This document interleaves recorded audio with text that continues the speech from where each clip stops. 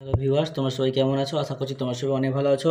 আজকে আমি তোমাদেরকে ষষ্ঠ শ্রেণী গণিত এই বইটির 174 নম্বর পৃষ্ঠা অঙ্কগুলো সুন্দর করে বুঝে সমাধান করে দেখাবো। তবে ভিডিওটা প্রথম থেকে শেষ মতো মন দিয়ে দেখতে থাকো, ঠিক আছে? এর আগের যতগুলো পৃষ্ঠা আছে আমি কিন্তু অলরেডি সবগুলো বুঝিয়ে সমাধান করে দিয়েছি। যে সমস্ত ভাই বোনের এখনও দেখোনি, আজকের ভিডিওর ডেসক্রিপশন বক্সে দেওয়া প্লেলিস্টের লিঙ্কে ক্লিক করো, সেখান থেকে ক্লিক করে ভিডিওগুলো পেয়ে যাবে। সেখান থেকে পরবর্তী ভিডিওগুলোকে দেখে নেবে, ঠিক আছে? ভিডিও শুরু করার আগে তোমাদের কাছে একটা ছোট্ট অনুরোধ করবো, যারা এখন আমাদের এই চ্যানেলটাকে সাবস্ক্রাইব করেন তারা প্লিজ চ্যানেলটাকে সাবস্ক্রাইব করে দেবে। আর যারা আগে থেকে করে রেখেছো তাদেরকে আমি অসংখ্য ধন্যবাদ জানাচ্ছি।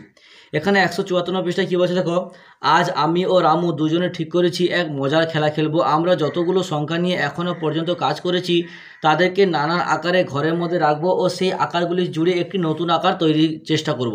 বলছে যখন থেকে আমরা গুনতে শুরু করেছি তখন থেকে আমরা 1 2 3 4 সংখ্যা সৃষ্টি হয়েছে, এগুলোকে কী বলবো? তাহলে এই যে 1 2 3 4 5 6 7 dot dot dot dot dot চলতে থাকবে, এই সংখ্যাগুলোকে কী বলবো?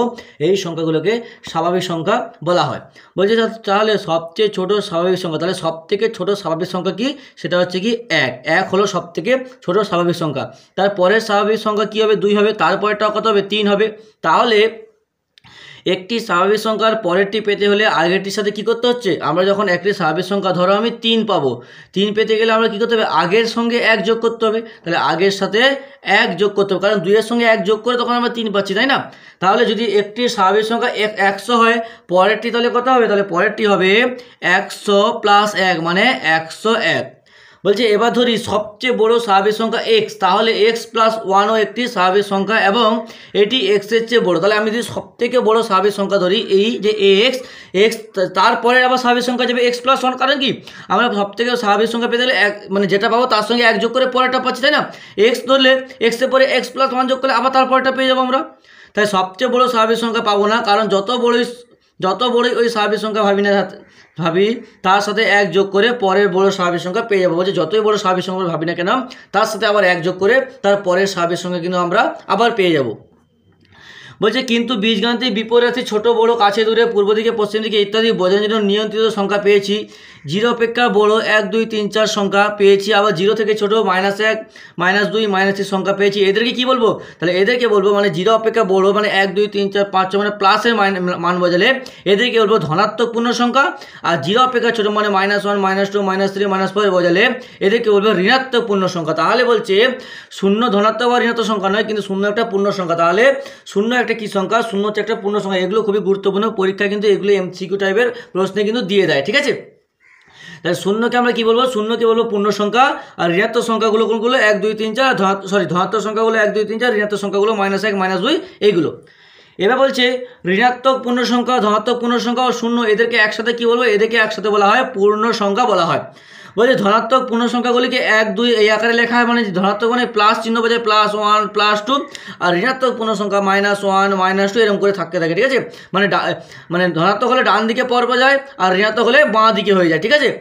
বলছে আবার শূন্যকে 0 এই আকারের মধ্যে রাখি, তাহলে পূর্ণ সংখ্যাকে এই যেটা আকারে লিখতে হয় সেটা লিখেছি। তাহলে শূন্য ধনাত্মক পূর্ণ সংখ্যা, শূন্য ও ধনাত্মক পূর্ণ সংখ্যাগুলিকে কী বলে? অখণ্ড সংখ্যা বলা হয়। তাহলে অখণ্ড সংখ্যা কাকে বলে? শূন্য ও ধনাত্মক পূর্ণ সংখ্যাগুলিকে অখণ্ড সংখ্যা বলা হয়। তারপরে কী বলছে দেখো, নিচে করি 16.3 সঠিক বিবৃতির পাশে টিক চিহ্ন এবং ভুল হলে ক্রস চিহ্ন দিয়ে। বলছে ধনাত্মক পূর্ণ সংখ্যা নির্দিষ্ট।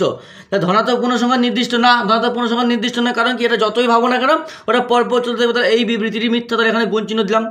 তারপর দেখো বলেছে 5.3 একটি স্বাভাবিক সংখ্যা। দেখো দশমিকে কিন্তু কোনো স্বাভাবিক সংখ্যা হয় না, তাই 5.3 একটি স্বাভাবিক সংখ্যা হবে না, কারণ স্বাভাবিক সংখ্যা আমরা একটু আগে পড়েছি যে 1 2 3 4 5 6 7 8 9 10, সেখানে কিন্তু কোথাও দশমিক দিয়ে কিন্তু কিছু পড়িনি, তাহলে এটা হবে গুণ চিহ্ন।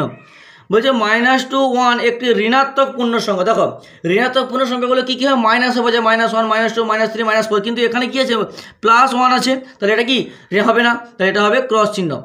তারপর বলছে সবচেয়ে বড় পূর্ণ সংখ্যার অস্তিত্ব নেই। দেখো সবচেয়ে বড় পূর্ণ সংখ্যা, তাহলে সবচেয়ে বড় পূর্ণ সংখ্যা আমি যদি ধরি x, এই যে একটাকে উদাহরণ দিল যে x ধরি, তাহলে x ধরলে x + 1 হবে, তারপরে আরও বড় সংখ্যা পেয়েছি।